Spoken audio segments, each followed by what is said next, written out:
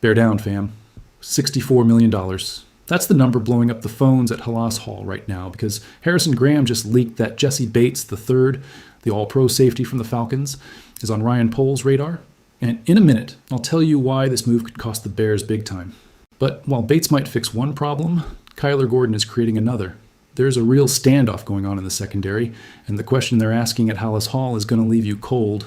And to close it out, Caleb Williams found something with Garrett Bradbury that nobody in the Windy City saw coming. Bear down, fam. Let's get into it. Okay, bro, we need to break this down slowly because there is a lot of information colliding at the same time. Let us go step by step, starting with what we already knew and what changed this week. This offseason, Ryan Poles did something that felt like a smart move at the time. He signed Kobe Bryant to a 3-year, $40 million deal, and in that same draft class, he used the number 25 overall pick in the first round on Dylan Thielman. That was the vision. Bryant as the already established veteran piece, Thielman as the young talent learning right beside him, and between the two of them, a safety room that finally felt solid after years of patchwork. That vision broke apart this month. Bryant suffered a knee injury, went through surgery, and the report says he could be out anywhere between 4 and 6 months. Do the math with me. If this happened in early August, 4 to 6 months takes out basically the entire regular season. This is not a 2-week absence. This is a whole of 17 games at the safety position. The real problem is this one, the one nobody wants to say out loud. This is not happening to the Bears in isolation. It is happening at the exact same moment that Kyler Gordon still cannot practice at nickel corner. We are going to talk about Gordon in the next block with all the detail it deserves, but I need you to understand right now how this connects. The entire Chicago secondary, safety and nickel corner, the two most important spots for defending the slot and the middle of the field, are compromised at the same time. That is not isolated bad luck. That is a structural fragility the front office has to solve before the start of September. And that is where this week's name comes in. Jesse Bates III. Who is Jesse Bates and why the timing is perfect? Harrison Graham of Bears. Now put this on the table on Friday, and the moment I heard it, I knew we had to talk about it today. Bates is entering the final year of a $64 million contract with the Falcons. He turns 29 this season, and he has 3 All-Pro selections on his resume, 2 of them in the last 3 years. This is not a depth piece. This is an elite-level safety, the kind who changes coverages, who reads the opposing quarterback before the ball comes out, who gives a defensive coordinator the freedom to disguise blitzes because he trusts there is somebody back there covering for the mistake. And the most interesting part of all this is why Atlanta would even be willing to move him. Graham explained it well. The Falcons did not have much draft capital this year. Javon Walker is out for the season. James Pierce Jr. is suspended for 8 games. There is, in Graham's words, a fair amount of self-awareness inside that building that the season could get complicated. When a team starts suspecting they are not going to compete, the logic flips completely. Instead of squeezing the last year out of a 29-year-old veteran, you're going to lose in free agency anyway. You turn him into a pick that actually helps you rebuild. That is exactly the kind of situation where Ryan Poles operates best. And this is not speculation on my part, fam. We have already seen this. Poles was in on Max Crosby earlier this offseason. He was in on Vita Vea. The pattern is crystal clear. This is a general manager who understands that the contention window with Caleb Williams does not last forever, and that when a real impact player hits the market, he would rather pay the price and compete now than hold on to picks for an uncertain future. The real price of the rental. Now here is where I have to be honest with you about the numbers, because this is not free. Graham was clear. If the Bears want Bates, it is probably a 1-year rental, since his contract expires in 2027, and a 1-year rental of an all-pro safety does not come cheap. Atlanta, based on the reporting, is probably going to ask for at least a 3rd-round pick. It could even climb higher if other teams get involved. And here is my honest question, the one I ask myself before getting too excited. Is it worth spending a 3rd-round pick on a player who leaves in March? It depends entirely on one variable, the one that actually matters. Do the Bears believe they can compete for the Super Bowl this year? If the answer inside Halas Hall is yes, then this is not a cost. It is a direct investment in the contention window. If the answer is, we will see how the first few weeks go, then this turns into a risky bet on a piece that is leaving anyway.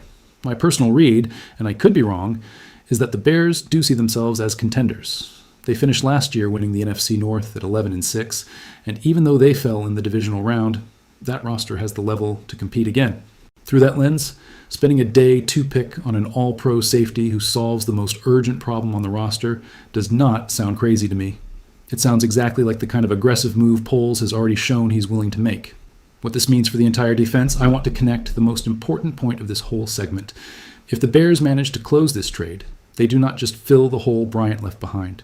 They fix something deeper, which is the credibility of the entire secondary heading into the season. Right now, with Bryant out and Gordon in limbo, any opposing receiver looking at the Bears' game plan knows they can attack the middle of the field with less resistance than there was in 2025. Bringing in Bates flips that perception completely. It gives the defensive staff a veteran, proven piece who can run coverages from day one with no learning curve. And I have to be critical of the pattern as a whole, not just this one headline. This is already the third time this same offseason that Ryan Poles' name has been tied to a real impact player. First Max Crosby, then Vita Vea, and now Jesse Bates. And as of right now, none of the three has actually closed. I could be wrong, but I am starting to wonder if this is a deliberate strategy of testing the market for the perfect price, or if the front office simply keeps arriving a step late. To me, the great general managers are defined by one thing. They do not just show up attached to the rumors. They close the deals while the clock is still running in their favor. Poles still has time before September, but that clock has already started ticking. I'm going to keep following this story closely over the next few days because if this moves, it is going to move fast. And now let us get into the other half of this problem, because the Kyler Gordon situation is murkier than people realize. This one hurts to break down, honestly, because Kyler Gordon is a player this very channel has defended plenty of times. But I have to be transparent about what is coming out, because hiding the information does not help anybody. Gordon remains on the physically unable to perform list, PUP, as the fourth week of training camp comes to a close. The injury is a calf issue, and it goes back to before the offseason program even started in the spring. That alone is a red flag. We are talking about a nagging problem that has gone unresolved for many months now. What worries me the most is not the injury itself. It is the language Ben Johnson is using. On August 15th, he was asked directly what the timeline was for Gordon, and the entire answer was one word: unknown. Listen closely, y'all don't understand how important this is in the vocabulary of a coach. When a coach wants to publicly protect an injured player, he finds ways to sound optimistic, even without giving exact dates. Johnson has not done that a single time with Gordon. The closest thing to positive he has said is that there is a plan, and Gordon is working toward that plan. That, in the real language of the NFL, is an empty phrase designed to say nothing. And then came Matt Spiegel, the longtime Chicago radio host, with information that makes this whole thing feel heavier. On August 21st, on Fox 32, Spiegel said he had some of this information weeks ago, and that it is now trickling out more clearly. His exact words describe a standoff where the coaching staff believes Gordon should be further along in his recovery than he actually is.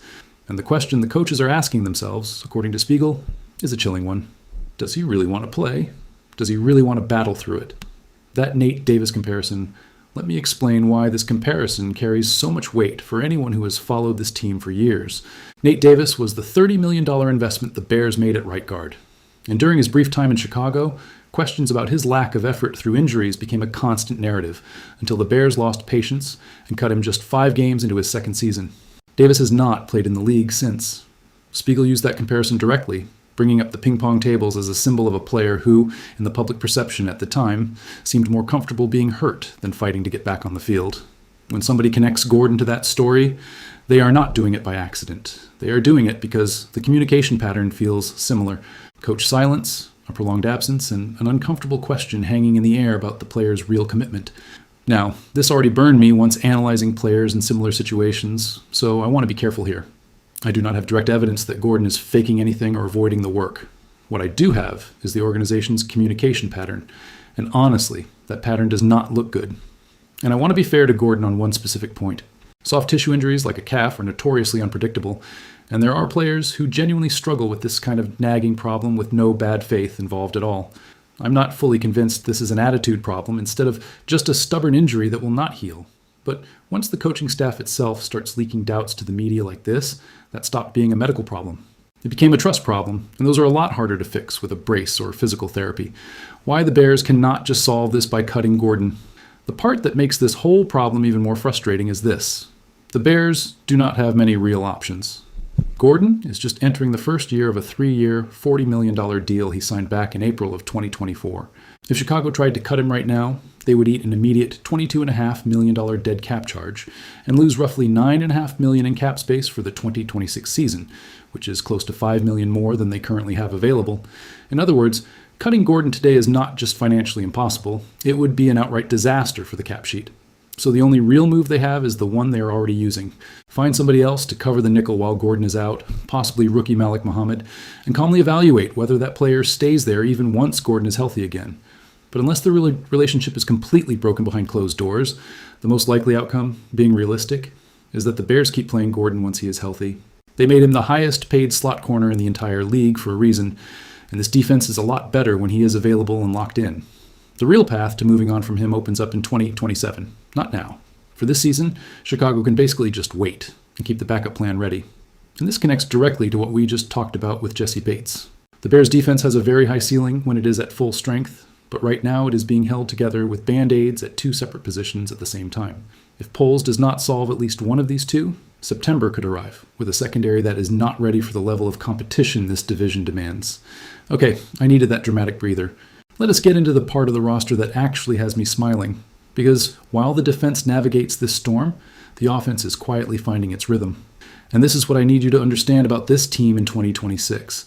While the secondary is making a circus of itself, the offensive line and the receiver room are solving their own problems with a maturity this roster did not have last year.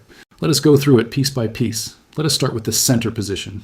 Drew Dahlman, who made the Pro Bowl last season and started all 17 games, decided to retire this offseason at 27 years old. That is a real loss, bro. I'm not going to downplay it. Dahlman was the backbone of a line that turned Caleb Williams into a completely different player under Ben Johnson. The numbers confirm it. 330 completions out of 568 attempts, 3,942 yards, 27 touchdowns, only 7 interceptions, plus 77 carries for 388 yards and 3 rushing touchdowns.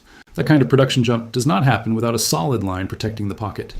To fill that gap, the Bears swung a trade with the Patriots for Garrett Bradbury, the center who anchored New England's line during their Super Bowl run. And this week, Caleb Williams spoke directly about how that relationship is going during the joint practice against the Bengals. His words were, "It was a good test for us. Some things to work on for sure. We talked about them right there on the field. It is just him and I being able to work together and communicate on those things." Listen to the tone of that quote, because the vocabulary matters a lot here. This is not an empty public relations line. This is a quarterback describing the real process of syncing up with a new center, identifying mistakes in real time, talking them through on the field, adjusting. Bradbury is coming off a season of successfully adapting to Drake May, so this is not his first time building this kind of chemistry from scratch. And honestly, that experience should give us confidence that the process is moving faster than usual, even though there are still bumps in the road, as Williams himself admitted. What is getting solved on the left side? Now comes the second half of the good news on the offensive line. It looks like Chicago will not need Taylor Decker after all. We have spent months talking about the possibility of the Bears signing the veteran tackle to solve left tackle, but the biggest development between the start of camp and now was the activation of Ozzie Trapilo. He is still coming back slowly, with the expectation being that he starts on injured reserve and misses the first 4 weeks. But the simple fact that he is already activated confirms his return is coming much sooner than a lot of people feared. And here is my direct take on why signing Decker no longer makes the same sense. Every day that passes without signing him makes the addition less useful. If they bring him in now, he needs weeks to get up to speed. He probably starts the beginning of the season, and as soon as Trapilo is ready, they bench him anyway. It is a waste of time and a roster spot for a benefit that shrinks every single week that goes by. Meanwhile, Chicago has 4 real options who already know the system. Braxton Jones, who, according to every report, has a firm lead right now. Kieran Amagaji and Jedrick Wills, who have already been tested, and now Theo Benedette entering the mix. All 4 have worked in this offense, have lined up next to Joe Thuney, and understand Caleb Williams' protection calls. Last year, Chicago started with Jones and finished with Trapilo, and that model worked out well enough. It would not surprise me at all to see that exact same pattern play out again in 2026. This is something I genuinely like about how Ben Johnson is managing this roster. He is not chasing pretty names in free agency just to chase pretty names. He is trusting players who already know the system, even if none of them is a magazine cover star. That is exactly the kind of discipline this organization was missing in past years, back when every hole seemed to get patched by signing the first available name instead of building real depth. I could be wrong if Jones or Wills fall apart in October and Chicago is left without a real plan B, but for now, this patience looks like the right call to me, not the easy one. The detail that closes the loop, Odunze and Burden, and to close out this block on the note that genuinely has me hyped. Rome Odunze spoke this week about Luther Burden's injury, and the tone was pure optimism. His exact words were, "The excitement that Burden brings to the game, trying to choke people out, all that. We definitely miss Lou out there. I know his recovery is going well, so I'm excited to get him back out there." Burden suffered a groin injury on August 8th during training camp, but according to reports, he could be back as early as the regular season opener on September 13th against the Carolina Panthers. And with DJ Moore now in Buffalo, Odunze is clearly shaping up as the team's number one receiver, coming off a season of 44 catches, 661 yards, and 6 touchdowns in just 12 games. If Burden gets back in time for the start of the season, Caleb Williams enters the campaign with 2 young receivers, a veteran center already syncing up, and an offensive line that has finally stopped being an open question. That is the real contrast of this moment in training camp, fam. The defense is fighting ghosts from the past with Gordon and patching holes with Bates, while the offense, the group that is going to carry this team in 2026, is quietly working through its own doubts without any noise. If Poles manages to stabilize the secondary over the next few weeks, this roster has every look of a team that can fight for the top of the NFC North again. And there you have it, a full day of highs and lows for this organization. The secondary is bleeding, with Bryant possibly out for the entire season and Gordon wrapped up in a situation that nobody in Hallis Hall wants to explain clearly. But there is also a possible elegant solution knocking at the door with the name Jessie Bates, and an offense that is quietly putting itself together piece by piece without needing noise or panic. My thesis today is simple, fam. This roster is one front office decision away from being a complete team. If Poles closes the Bates trade, or if Gordon comes back truly committed, the defense stops being the variable everybody worries about. And if that happens, with the offense already working out its own doubts in silence, this team does not just fight for the NFC North again. It fights for something bigger. This is what makes following this team both exhausting and beautiful at the same time. One day you're worried about a standoff with your own cornerback, and the next you are excited watching Caleb Williams build chemistry with his new center. That is Chicago. That has always been the Bears. Bear down, always. If this video gave you real information, hit the like, subscribe, and tell me down in the comments. If you were Ryan Poles, would you pull the trigger on the Jessie Bates trade, even if it costs a 3rd-round pick? I am reading every single one. See you in the next video.